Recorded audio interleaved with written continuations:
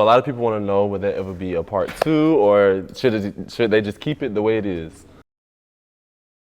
Jason Weaver, nice to meet you. What's up, Amari? How you doing today, man? Good. You know, living this college life, and it's keeping me busy. That's a beautiful thing. Thank you so much for being here. So tell us, I want to start off by asking you to tell us what's new.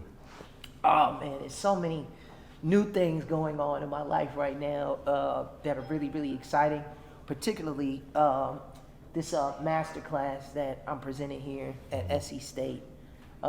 It's given me an opportunity to, share wisdom and knowledge that, I've acquired over the years, working with different mentors and professionals that I've been blessed to work with. And, this for me is just a new chapter in my life. This is about education, and it's about reaching out to the community, and particularly investing in our youth and our kids. Move for kids your age that are now, entering into the world and blazing your own trail. And I just want to be a part of that, and I wanted to assist in any which way that I can. So, aside from everything that I'm continuing to do in film and television, because I am currently working on a show called The Shy, which is a series on Showtime. I play the character Rashad Marshall.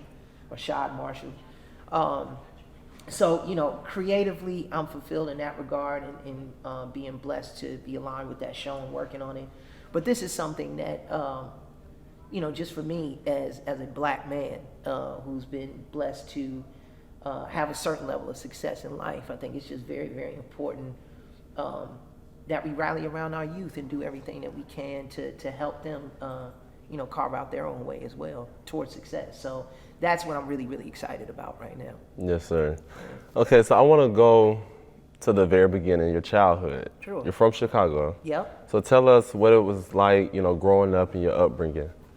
Oh man, my upbringing, I just thought it was absolutely beautiful because I come from a big family. My grandfather, he was a pastor, and we grew up in the church, like my mother's, of course, and my aunties and all of that.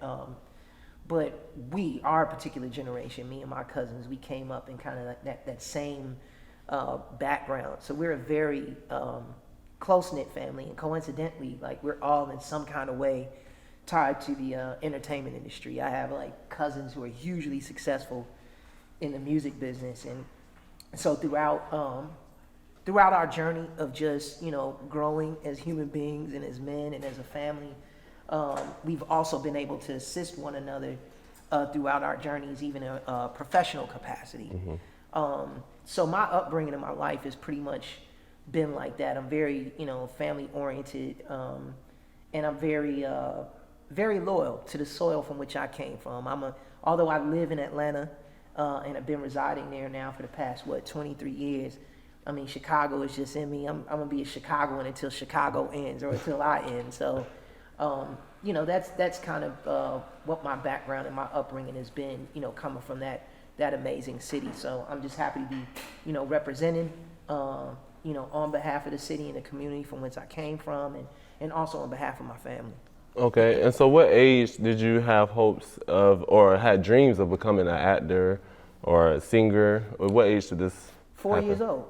I was just telling the class yesterday, one of the first things I remember, one of my earliest memories, is like looking at E.T. and seeing like Drew Barrymore and all the other kids acting in this film. And I remember asking my mother, I was like, well, is that real? And she was like, no, they're doing make-believe. And I was like, oh, so you can do that? And, you could be on television? Or she said, well, yeah, they're called actors. And so I was like, I want to do that. And ever since then, I think it was maybe 6 or 7 months later is when I got like my first print ad and like my first commercials that allowed me to kind of cut my teeth and began to develop and grow as a professional. Even before I got my first feature film at 9, like that foundation allowed me to learn proper set etiquette and learn how to conduct myself like a professional, even at such an early age like that. So yeah, I'd say 4 years old, and then from 4 up until now, I'm 44, so yeah. So you started your commercials with Burrell Communications, correct? Yes, I did. So tell us about that. Oh man, that's such a great question. Thank you for asking that. Burrell Communications, for some people who are out there who don't know, Burrell Communications was the first black advertisement firm that specifically built up ad campaigns to target the black audience or the black demographic. And that company started in the mid to late 70s and was thriving and continues to thrive, but was really thriving during the 80s, 90s, and they're still actively involved in advertising now and linked with many major corporations. But Burrell gave, especially black talent in Chicago, our launching pad. Because prior to that, a lot of the commercials that had come out, that were dealing with food or a product or what have you, they were just very kind of overall generic ad campaigns and concepts that they were putting out there, but nothing was really targeting a specific audience. And so that's what essentially Burrell was able to do and how they became successful. And through them growing, they gave us opportunities as creatives to where we can grow and where we can thrive. So my family's background, even those who were involved in music, including my mother and my aunts, they were all hugely successful jingle singers during the late 70s and throughout the 80s and the 90s. And Burrell Communications was very instrumental in providing those opportunities. Yeah. Okay, so what commercial did they have you do first? The first commercial, or the first print ad I ever did, it was, I believe, in 1984, and it was for Coca-Cola, and it was like a Christmas campaign that they were doing, and I'll never forget because I didn't know that they had to shoot these campaigns 6 or 7 months prior and then prep them and put them out. I just thought people would take the pictures and then they put out the stuff and people would see it. But we shot a winter campaign in the middle of summertime Chi, and if anybody knows anything about summertime Chi, it can get hot during that time. So they had me in like all winter clothes, and they had like fake snow on the ground, and it was simply just an ad, just a still photo ad, but that was like my first gig. And then from there, I did a commercial for McDonald's where, how when they would have the Happy Meals and they would have the little toys and stuff in the Happy Meal. Yeah. It was like one of those Hot Wheel cars where you would like run it back and then it would, take off. So I did that at maybe, 5, 6 years old. Really? And then it was just other commercials, small things, local things that were there in Chicago. And then I finally got my real opportunity to kind of display my talent as an actor when I was cast in The Long Walk Home with Whoopi Goldberg and Sissy Spacek. And I believe I was cast in that in like 89.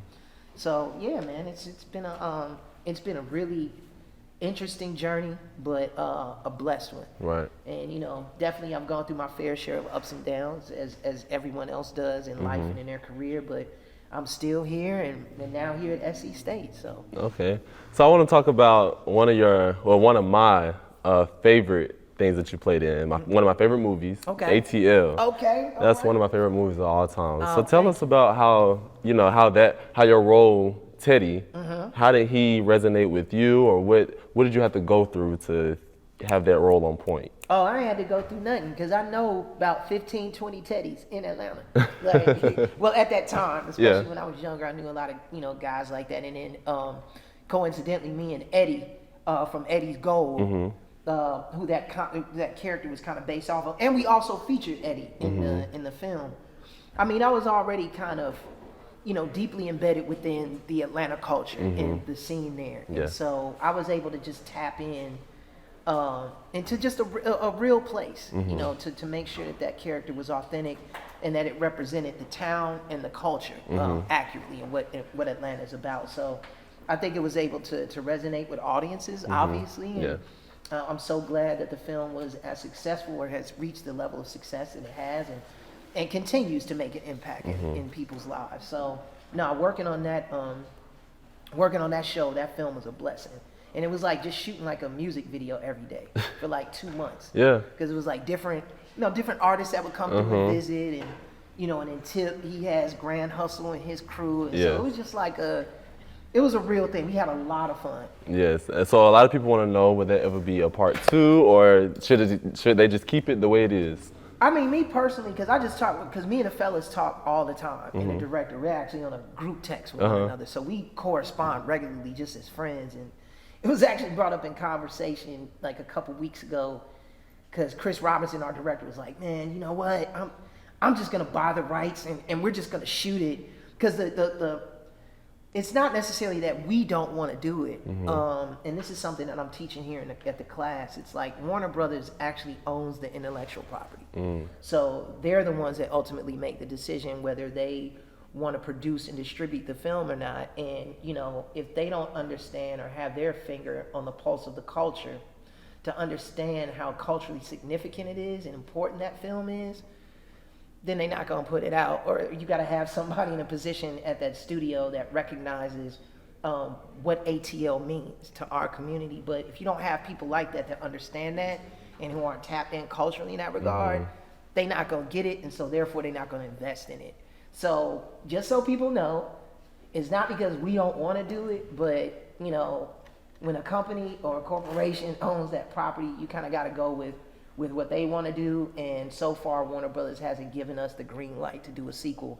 But maybe if you all tap in with them, I know, you know, they do pay attention to their social media outlets. So, you know, if you maybe hit up Warner Brothers Films and ask them what's up with ATL too, and we start a campaign, they may see the importance of wanting to get behind it and ultimately green light the project. So we'll see. Right, so let's start a petition, guys, to get the ATL too. Let's get it. I love it. Yeah, so there we have it. Jason Weaver here. Thank you so much for being here again. Amari, thank you so much. Yes, man. sir.